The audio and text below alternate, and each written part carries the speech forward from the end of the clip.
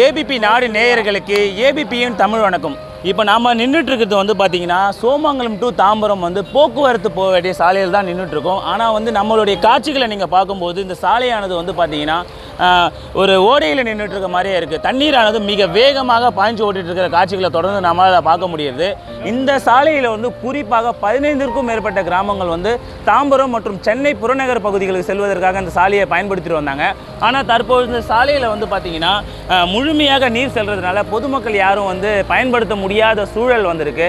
இருசக்கர வாகனங்கள் இல்லை பொதுமக்கள் பயன்படுத்தக்கூடிய கார் உள்ளிட்ட 4 சக்கர வாகனங்கள் வந்து முழுமையாக செல்ல முடியாத சூழல் வந்து இந்த இடத்துல இருக்குது. குறிப்பாக வந்து பார்த்திங்கன்னா இந்த சாலையில் வந்து பார்த்திங்கன்னா அதிக அளவு வந்து பார்த்திங்கன்னா கிராமப்புறங்கள் கூட சிறு சிறு வந்து வணிக வளாகங்கள் மற்றும் சிறு சிறு இண்டஸ்ட்ரீஸ் இருக்குது.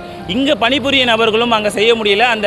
அந்த இடத்துக்கு பயணம் செய்து தங்களுடைய வேலைகளை வந்து செய்ய முடியாத சூழல் வந்து முழுமையாக உருவாகி இருக்குது. இந்த நீர் வந்து இந்த அளவிற்கு வருவதற்கு முக்கிய காரணம் என்னென்னா மணிமங்கலம் ஏரி வந்து தன்னுடைய முழு கொள்ளளவை வெட்டியிருக்கு. அதிலிருந்து வெளியேறும் உபநீர் வந்து போக்கு கால்வாயில் முறையாக போக முடியாத காரணத்தினால சாலைகளில் வந்து தற்போது வந்து நீர் பெருகெட்டு ஓடி இருக்குது. இந்த பெருகெடுத்து ஓடும் சாலைகள் நீர்களை வந்து குழந்தைகள் விளையாடுகிற காட்சிகள் மற்றும் வந்து வாகனங்களை வந்து நிறுத்தி அதை தூய்மைப்படுத்தும் காட்சிகளும் பார்க்குறோம். இங்கே இந்த பகுதி மக்கள் ஒருத்தர் வந்து இணைஞ்சிருக்காரு. ஆனால் இந்த தண்ணீர் வந்து எங்கேருந்து வருது, இந்த மாதிரி பிரச்சனை வந்து இந்த மழைக்கு தான் வருதா இல்லை தொடர்ந்து இதே மாதிரி பிரச்சனை இருக்குது? வருஷம் வந்துக்கிட்டு தான் இருக்குது. எப்போ மழை பெஞ்சா 2005 இதோட அதிகமாக வந்துச்சு. வருஷம் தண்ணி வந்துக்கிட்டு இருக்குது. இந்த சைடு உள்ளே போகவே முடியாது. இப்படி தான் இருக்கும் வருஷம் முழுவதும் தான். இது இப்படி தான் தண்ணியில் நனைஞ்சிக்கிட்டு வந்துக்கிட்டு போய்கிட்டு இருக்கோம்.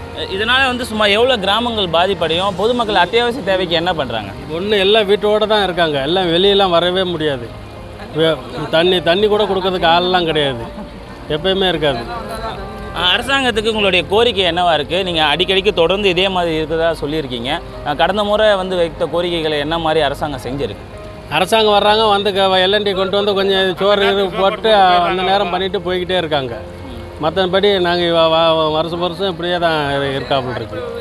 அடிப்படை வசதி எதுவுமே செய்ய கிடையாது. அதாவது தற்பொழுது வந்து பார்த்திங்கன்னா தொடர் மழையின் காரணமாக இந்த இடத்துல வந்து மழையோடு வந்து பார்த்திங்கன்னா இந்த முறை மட்டும் இல்லாமல் கடந்த அனைத்து முறை வெள்ள பாதிப்புகள் ஏற்படும் பொழுதும் இந்த பகுதி பாதிக்கப்படுறதாகவும், அந்த சமயத்தில் மட்டும் அரசாங்கம் சில நேரங்களில் ஏதாவது உதவி செய்வதும் அதன் பிறகு இந்த இடத்தை மறந்து போகிறதாகவும் வந்து பொதுமக்கள் குற்றச்சாட்டு வைத்திருக்காங்க. அரசாங்கம் உடனடியாக இங்கே சிக்கி தவிர்க்கும் மக்களுக்கு நிவாரண உதவிகளை வழங்கணுன்ற கோரிக்கையும் தற்பொழுது முன்வைக்கப்பட்டுள்ளது. ஏபிபி நாடு செய்திகளுக்காக செய்தியாளர் கிஷோர் ரவி.